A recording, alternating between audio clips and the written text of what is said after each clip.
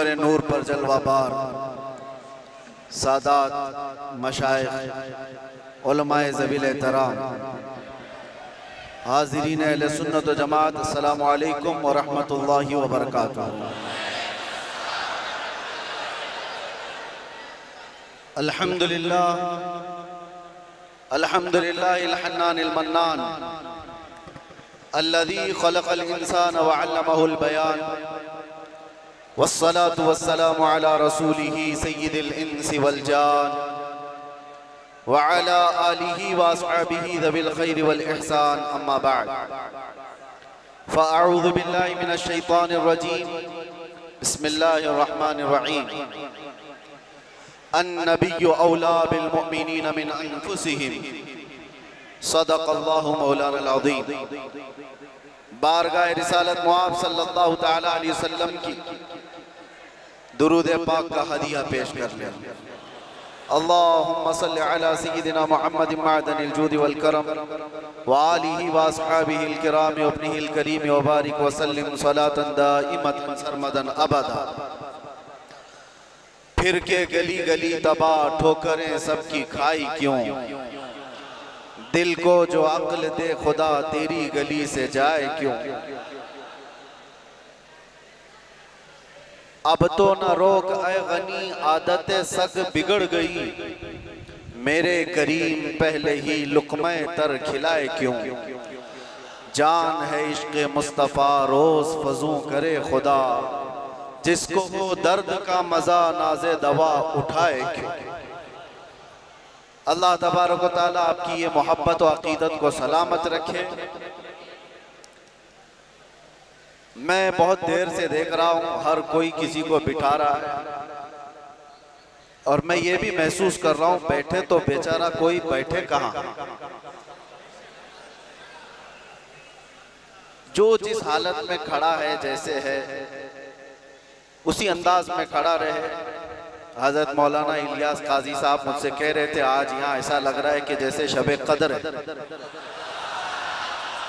मैं उनसे ये कहता हूँ हुजूर पाक सल्लल्लाहु अलैहि वसल्लम के नामूस की जहाँ बात हो, हजारों शबे कदर से भी अभी शबे कदर मिली है मेरे मुस्तफ़ा की बरकत से। सारी बरकतें उस हस्ती पाक की हैं। आबरू माँ ज़नाम मुस्तफ़ा, हम सब की इज्जत और आबरू उस नाम पाक से वाबस्ता है। और इसीलिए हम बार बार ये कहते हैं वो जो न थे तो कुछ न था, और वो जो न हो तो बस यही अकीदा भी है और यही जिंदगी भी है। वो जो न हो तो कुछ न हो। इसीलिए मेरे अजीजों, एक और बात जिसकी वजाहत भी कर दूं। लोग आज दो दो पोस्टर मेरे पास भेज कर कह रहे थे कि उधर भी है इधर भी है, कैसे प्रोग्राम। असल में ये तिलक नगर में होने वाला प्रोग्राम था। वहाँ के गयूर हजरात ने बड़ी मेहनतें की, मोहब्बतें उनकी भी अपनी जगह पर, लेकिन मेरे मुस्तफ़ा करीम सल्लल्लाहु अलैहि वसल्लम को जहाँ मंजूर हो, मेरे रब को जहाँ मंजूर हो, बात वहीं की जाती है। शायद गुरदल्ली वालों का खिंचाव ज्यादा हो। वैसे तो यहाँ पर रेशम का काम करने वाले ज्यादा हैं। बनारसी हजरात को मैं अच्छी तरह से जानता हूँ। इश्क़ रसूल के मामले में वो इतने नरम रेशम भी नहीं है, रस्सियों से मजबूत है। आज कुछ उनके मामलात की वजह से, जगह की किल्लत की वजह से, परमिशन के मामलात में इधर मूव हो गया। बहरहाल ये हालात के एतबार से इधर से उधर हो जाए, कहीं पर भी हो जाए, बात तो उस नबी पाक की जहां से भी की जाएगी गूंज कर रहेगी इंशाअल्लाह। और मुझे पता है हम उस मुल्क में जी रहे हैं जहां अफगानिस्तान का तालिबान मेहमान बन सकता है, और हिंदुस्तान में जन्म लिया सलमान नहीं आ सकता। ये मुनाफिकत है और मैं खुलकर बोलता हूं। वैसे मुझे बयान शुरू होने से पहले ही मस्जिद के आपके सदर साहब ने कान में कहा, आपके ऊपर कोई पाबंदी यहाँ पर नहीं है, आप जो चाहे जितना चाहे बोल सकते हैं। लेकिन मैं सदर साहब से कहता हूं, पाबंदी लगा भी देते तो हम धज्जियां उड़ा के भी जाते, इसलिए कि पाबंदी हुजूर पाक सल्लल्लाहु अलैहि वसल्लम का नाम लेने के लिए कोई माँ ने आज तक जन्म नहीं लिया, किसी माँ ने आज तक ऐसा बेटा जन्म नहीं दिया जो हुजूर पाक सल्लल्लाहु ताला अलैहि वसल्लम के नाम पाक को इस रूए जमीन से खत्म करके दिखा सके। हमारा जुर्म क्या है, हमारा कसूर क्या है, हम बोलते क्या है?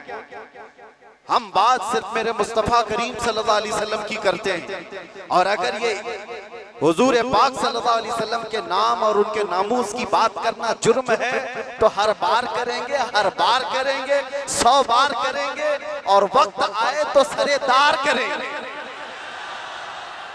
इसमें कोई खौफ की बात तो है नहीं, इसमें कोई डर की बात तो है नहीं। जब हमने ये कह दिया है या रसूल अल्लाह, ये दिल भी तुम्हारा, ये जान भी तुम्हारी, हम आए यहाँ तुम्हारे लिए और उठे भी वहां, जब सब उनके लिए है तो फिर डर किस बात का? खौफ न रख रजा जरा, तू तो है अब्दे मुस्तफा, तेरे लिए अमान है, तेरे लिए अमान है। बेंगलुरु के गयूर नौजवानों को मैं कुछ बातों से बेदार करना चाहता हूं। तुम्हारी एनर्जी, तुम्हारी ताकत खामखा जाया नहीं होनी चाहिए। सड़कों पर बर्बाद किए जाने के लिए तुम्हें ताकत नहीं दी गई। अल्लाह ने तुम्हें जो ताकत और एनर्जी दिया है, जो तुम्हें पावर दिया है, वो नशे के अड्डों पर बर्बाद करने के लिए नहीं, और ना ही गलियों कूचों पर रात भर गुजारने के लिए, और ना ही बेमहल और बेवक्त एहतजाजात करके अपने आप को जोखिम में डालने के लिए। तुम्हारी एनर्जी और तुम्हारी ताकत एक एक पल किस चीज के लिए दी गई है आपको पता है? जिंदगी ये नहीं है किसी की किसी के लिए, जिंदगी है नबी की नबी के लिए, और ना समझ मरते हैं जिंदगी के लिए, और जीना मरना है सब कुछ नबी के लिए। तुम्हारी जिंदगियां इतनी सस्ती नहीं है, तुम्हारी जिंदगियां इतनी हल्की नहीं है कि कोई चोर उचक्का हाँकता हुआ तुम्हें किसी भी तरह से लेकर चला जाए और अपने अपने मकासद का निशाना बनाए। ऐ नौजवानों, जिस दौर में आप जी रहे हो, होश और हवास के साथ जियो, कानूनी मामलात और उसकी पेचीदगियों को समझो। दुश्मन किस अंदाज से तुम्हें वार कर रहा है, इस चीज को महसूस करो। यकीनन मेरे आका सल्लल्लाहु ताला अलैहि वसल्लम की मोहब्बत और उनकी असमत एक ऐसी चीज है जिस पर मुसलमान कंप्रोमाइज नहीं करता, और ये दुश्मन को अच्छी तरह मालूम। हमें भड़काने के लिए, हमें आपे से बाहर करने के लिए, जानते हो वो कौन सी चीज का इस्तेमाल करते हैं? सिर्फ और सिर्फ मेरे नबी का नाम इस्तेमाल करते हैं। उनको पता है ये इसकी माँ की गाली से भी उतना नहीं भड़केगा, ये इसके बाप और इसके खानदान को कोसो तो भी नहीं भड़केगा, इसके घर को बिल्डोजर से तोड़ दो तो भी नहीं भड़कता। ये अगर बेकाबू होता है तो आमिना के लाल की इज्जत पर उंगली उठाने से। ये अच्छी तरह से दुश्मन को मालूम है, इसीलिए बार बार इस तार को छेड़ा जाता है। उन्हें छेड़ने दो, वो अपनी हैसियत के मुताबिक छेड़ करके समझ रहे हैं, लेकिन हकीकत में मेरे अजीजों मैंने महसूस किया इस कौम को अल्लाह हमेशा सलामत रखे। मैं कभी कभार रातों में बैठे फिक्र भी करता कि इन नौजवानों से मुस्तकबिल क्या होने वाला है, जो रात भर नशे के अड्डे में गुजारते हो, गाने सुन करके दिन भर बिस्तर पर सोए रहते हो। उम्मत मुस्लिमा का क्या होगा? हम पहले बहुत जज्बाती तकरीरें कर चुके, माशरे की इस्लाह के लिए हर बुराई पर हम उंगली रख चुके, बहुत फिक्र अंदाज, काफी फिक्र होती थी। लेकिन मैंने देखा ये वो नौजवान जो नशा में मेरे साथ जेल की कैद काटे हुए नौजवानों को भी जानता हूं, जो हर तरह का नशा करके आए हुए थे, एडिक्ट थे, और कोई 10 साल से, कोई 15 साल से, कोई 20 साल से, और सारी कड़ियां जोड़ करके मैं आकर के देखता हूं कौन है जो इन्हें नशा पर उभारता है, कौन इनकी गलियों में नशा बेचता है, कौन सप्लायर है, कौन उभारता है, कौन पहुंचाता है। कानून को भी मालूम है कहां बिक रहा है, कहां सप्लाई हो रहा है, सबको पता है। और खासकर तुम्हारे मोहल्ले क्यों टारगेट है, कभी सोचा आपने? ये सिर्फ बेंगलुरु की बात नहीं, जाओ मुंबई जाओ, कलकत्ता जाओ, दिल्ली जाओ, किसी भी, हैदराबाद, हर इलाके में मुसलमान क्राउडेड जो इलाके हैं, हमारी ज्यादा आबादी जहां पर, उन इलाकों को इन तमाम बुराइयों से घेर लिया गया है, नशा से। क्यों क्यों तुम टारगेट हो? वजह यही है मेरे अजीज, इसलिए कि दुनिया को खौफ दूसरी कौमों से नहीं, मोहम्मद अरबी के गुलामों से इतना डर है कि इसी दिन ये खड़ा हो गया तो दूसरों की नींद हराम कर देगा।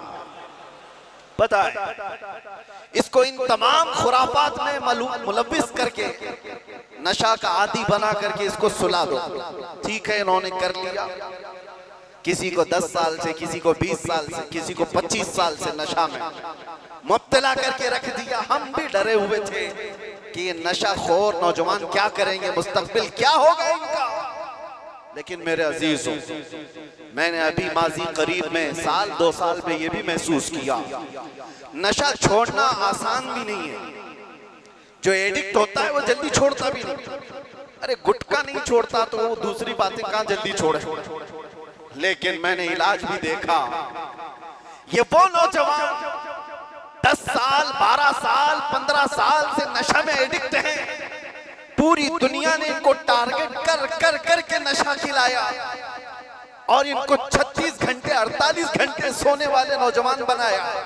मैंने देखा है 36 घंटे सोने वाले, और डर था हमें कि इनसे होगा क्या मुस्तकबिल। लेकिन मेरे अजीजों, हमारा ये अंदेशा, हमारा ये डर गलत निकला।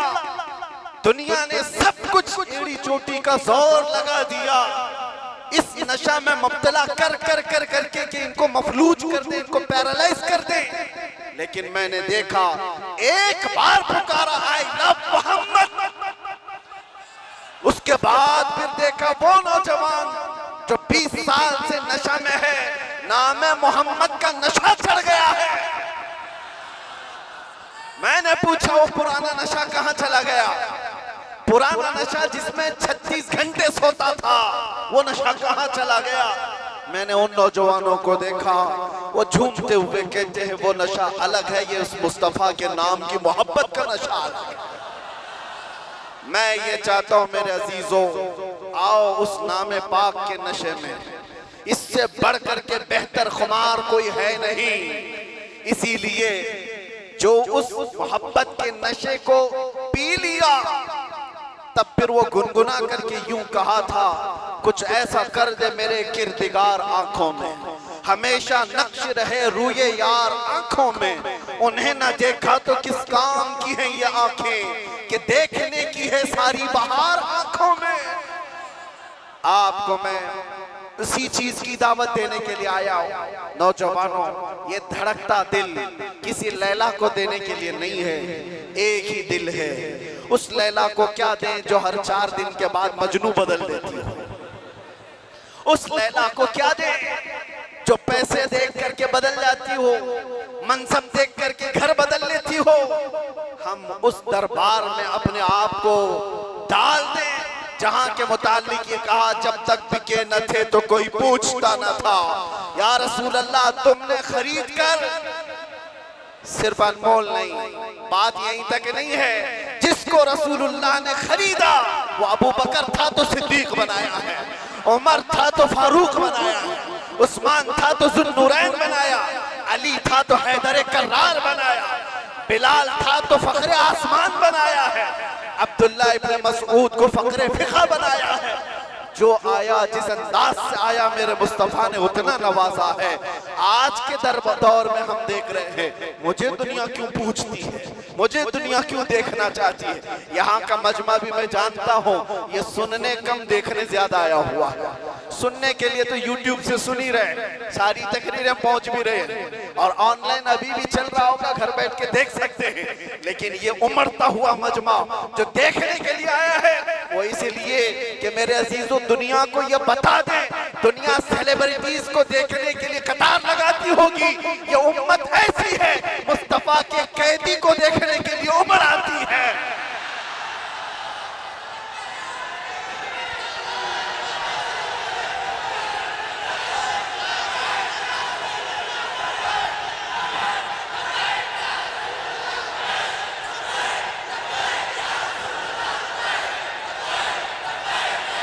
वरना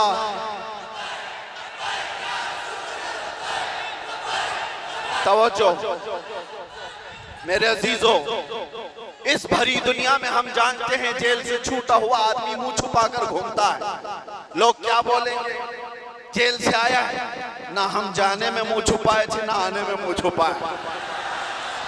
अरे वो छुपा करके वो जाए जो चोरी करके गया हो, जो डकैती करके गया हो, रेप केस में अंदर गया हो, माल खा करके अंदर गया हो, वो क्यों मुंह छुपाए जो लब्बैक या रसूलुल्लाह कह कर गया हो। आपके लिए भी मैं कह रहा हूं, मुंह छुपाने की नहीं, ये मुंह उठाने का वक्त है, उठाने का वक्त है। इसलिए कि मेरे अजीजों, उस नामे पाक के बाद अगर कोई मुसीबत आती है तो ये हुकूमतें या ताकतों की जरिए से वो तो जरिया बनते हैं। असल बात ये है कि हमें अल्लाह तबारक व तआला उस अजीम इम्तिहान से गुजारना चाहता है जो बिलाल हबशी को दिया गया है, जो खब्बाब बिन अल-अरत को दिया गया है, जो खुबैब बिन अदी को दिया गया है, जो ज़ैद बिन दसना को दिया गया है। मैं तारीख पढ़ता हूँ, हमेशा एक बात याद आती है, मेरे साथ भी सेम मामला हुआ था। हालांकि कंपैरिजन कुछ नहीं, बिला तशबीह बिला तमसील। इमाम अहमद बिन हंबल 5 लाख हदीसों के हाफिज हैं।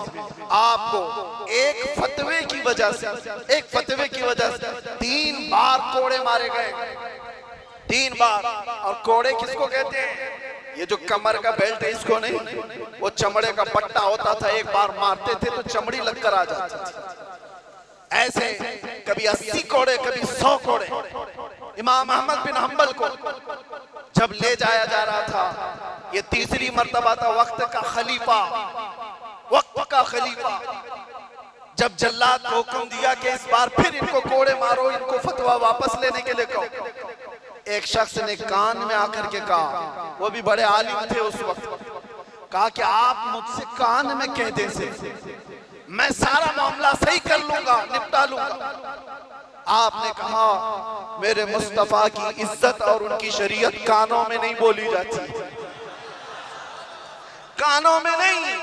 इसलिए हम भी भरे मजमों में कहते हैं। आप जा रहे थे तो एक मशहूर चोर था बगदाद, उसने पुकार करके क्या कहा, अहमद बिन हंबल सुनो, मैं चोरी में 1500 कोड़े खा चुका हूं, चोरी कर कर करके बार बार पकड़ा जाता हूं, कोड़े खाता हूं, लेकिन फिर भी मैंने चोरी नहीं छोड़ी, चोरी अभी तक मुझसे छूटी नहीं है। ऐ अहमद बिन हंबल, मैं चोरी छोड़ भी दिया अगर, तो ज्यादा से ज्यादा मेरे बच्चों के पेट पे फर्क आ सकता है। आप ये कोड़ों के डर से हक बात बोलना न छोड़ें, इसलिए कि अगर आप समझौता कर लिए तो पूरी उम्मत बर्बाद हो जाए। इमाम अहमद बिन हंबल कहते हैं, अच्छे अच्छों से बढ़ करके उस चोर ने दर्स दिया था, उस चोर ने सबक सिखा दिया था कि लोग सजाओं के डर से जब चोरी नहीं छोड़ते तो हम सजाओं के डर से मेरे मुस्तफा का नाम लेना क्यों छोड़ दो, हुजूर की इज्जत पर बात करना क्यों छोड़ दो। और अब तो हमें पता है हमारी जिंदगी बची क्या है, हमारी जिंदगी की असर हो गई। जिसकी उम्र 40 साल के करीब होती है, वो कहा जाता है असर का वक्त हो गया उसकी जिंदगी। असर से मगरिब में कितना टाइम रहता है, सूरज डूबने को बहुत थोड़ा सा वक्त रहता है।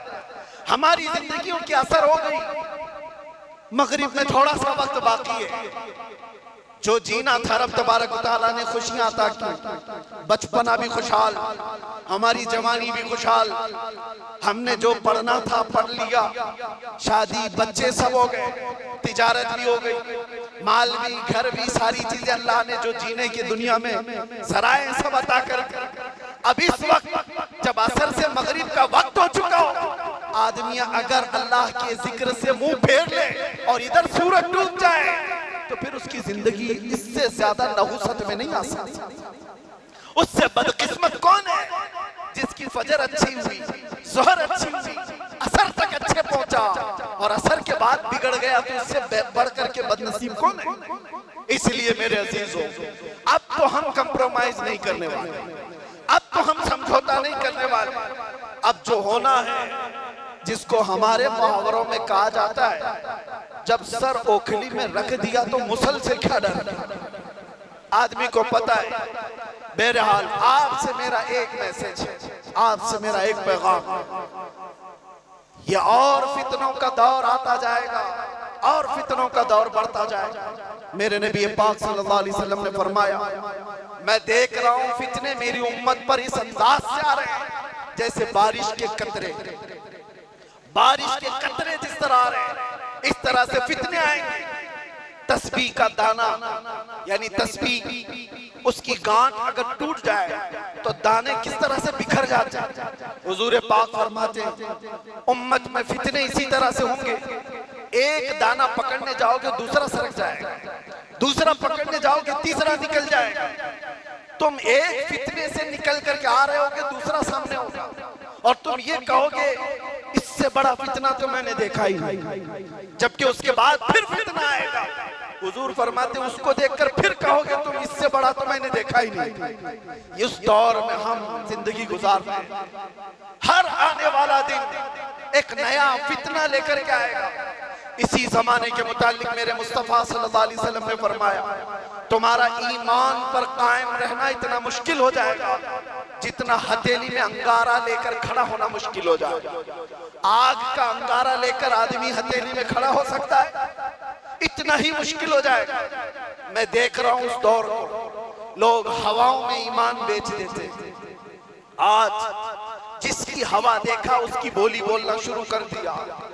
इधर आंधी चल रही है, उसके पीछे भाग गए।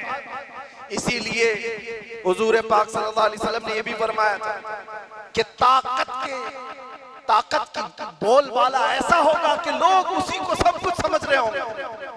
आज वही है, ताकत, हुकूमत, सत्ता जिसके पास है, लोग ये समझते हैं उनके साथ ही रहने में भलाई है, उनके साथ ही रहने में भलाई है कि कुछ उनका छूटा हुआ झूठा खाने को मिल जाएगा। मेरे अजीजों, ये ईमान की अलामत नहीं।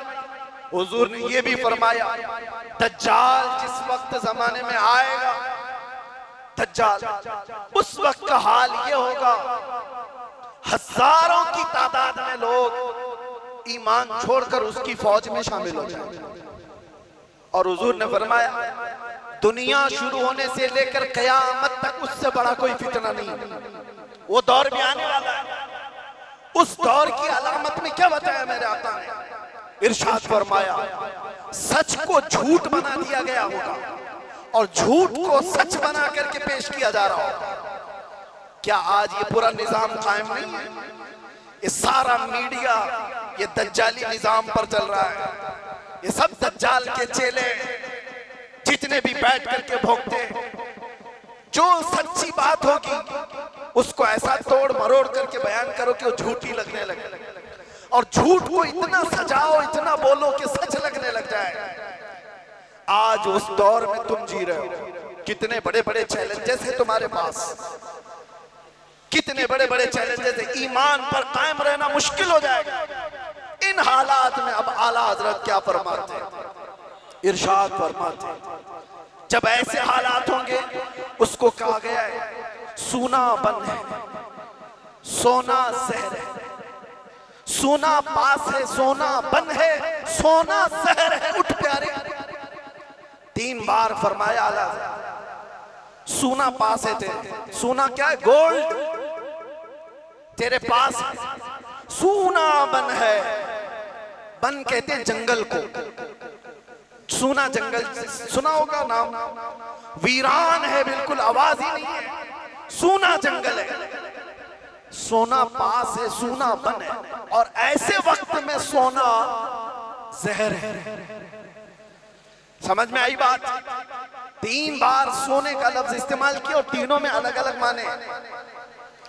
सोना पास है, सोना बन है और सोना जहर है। उठ प्यारे, तू कहता है मीठी नींद है तेरी मथी निराली, शहद दिखाए जहर पिलाए, कातिल डाइन शोहर खुश, इस मुर्दार पे क्या ललचाए दुनिया देखी भाली।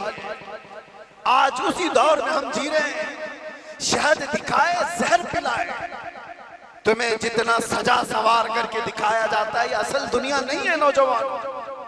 मैंने ये सारी तमहीद इसलिए बांधी कि तुमको हाँक रही है दुनिया किस तरफ। तुम टेलीविजन पर थिरकने वाली तस्वीरों को देखकर फिदाई बन गए। तुम सोचने लग गए कि ये बड़ा स्टार आदमी है, ये हीरो है, एक्टर है, ये कोई एक्ट्रेस है, इसके पहने हुए कपड़े, इसका बनाया हुआ हेयर स्टाइल, इसके चलने के अंदाज, इसके खाने के अंदाज, इसने अगर किसी चीज की एडवर्टाइज की तो उसको लेकर पड़े जाना। ये दुनिया की दिखाई हुई परदेसी नींद पर जिसके पीछे तुम पागल हुए जा रहे हो, ये वही दुनिया है जो शहद दिखा रही है और जहर पिला रही है। असल में मामला ये है मेरे अजीजों, तुम्हें इस वक्त जगाना हमारी बहुत बड़ी जिम्मेदारी है, बहुत बड़ी जिम्मेदारी है। तुम इस जादू को समझो, इस जादू को समझो जो दुनिया तुम्हें खींच रही है। क्या बनाना चाहती है? मैं साफ लफ्जों में अगर कहूं तो तुम्हें क्या बनाना चाहती है? एक नौजवान को देखा, कानों में बालियां, हाथ में चूड़ी और बालों में चोटी भी। हमने देखा अच्छा खासा नौजवान बन क्या गया, ना मर्द दिखता है ना औरत दिखता है। दुनिया तुझे तीसरी मखलूक बनाना चाहती है और तू शौक से इसके पीछे भाग रहा है। कभी सोचा भी नहीं औरतों को क्या बनाना चाहती है? पूरे जिस्म का लिबास हटा दे, बस कपड़ों के टुकड़े ऊपर और नीचे लगा दे, और इसको ये कहते हैं कि दुनिया का सबसे बेहतरीन फैशन है। अगर नंगा रहना फैशन है तो भैंस ज्यादा फैशनेबल है, हो तो कुछ भी नहीं पहनती। जानवर सबसे ज्यादा फैशनेबल है, नंगे रहने को फैशन कहा जाता है। सोचो मेरे अजीजों, मैं ये बातें क्यों कह रहा हूं? वो निजाम भी मैं देख करके आया जहां भाई बहन की शादी को आज जायज करार दिया गया। हुकूमतों से लोग लड़ रहे हैं कानूनी हक लेने के लिए। इटली में, नीदरलैंड में लोग ये कानून पारित करवाना चाहते हैं कि भाई बहन से शादी करने की इजाजत दी जाए। अब तो दुनिया की कितनी ऐसी हुकूमतें जो होमोसेक्सुअलिटी को पूरी तरह से अलाउ करके रखी हुई है। मर्द मर्द से शादी कर सकता है, औरत औरत से निकाह कर शादी कर सकती है, माँ बेटे के साथ चाहे तो रह सकती है, बाप बेटी के साथ चाहे तो रह सकता है। इसको फ्रीडम कहा जाता है। मेरे अजीजों, जानवरों से भी ज्यादा सलील तुम्हें बनाना चाहती है ये दुनिया। इसलिए मैं कह रहा हूं, उठो वो घर न हश्र न होगा फिर कभी, दौड़ो के जमाना चाल अपनी चल गया। तुम्हारे पास अब एक ही इलाज है, एक ही इलाज है, एक ही इलाज है। तुम कहां कहां से बच पाओगे इनके वार से? तुम्हारे घरों में जो टेलीविजन है, सोचते थे पहले कि टीवी चालू करेंगे तो नंगे नाच होंगे, अब वो जमाना भी गया।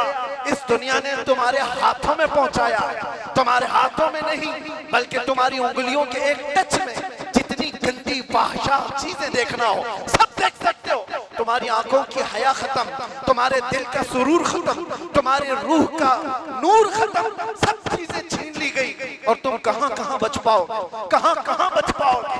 कैसे कैसे इन वारों से बच सकते हो? एक ही इलाज है, एक ही इलाज है जिसको इकबाल ने 10 साल अपनी मेहनत के बाद कहा था। वो इलाज ये है कि मोहम्मद से वफा तूने तो हम तेरे हैं, ये जहां चीज है क्या लोहो कलम तेरे।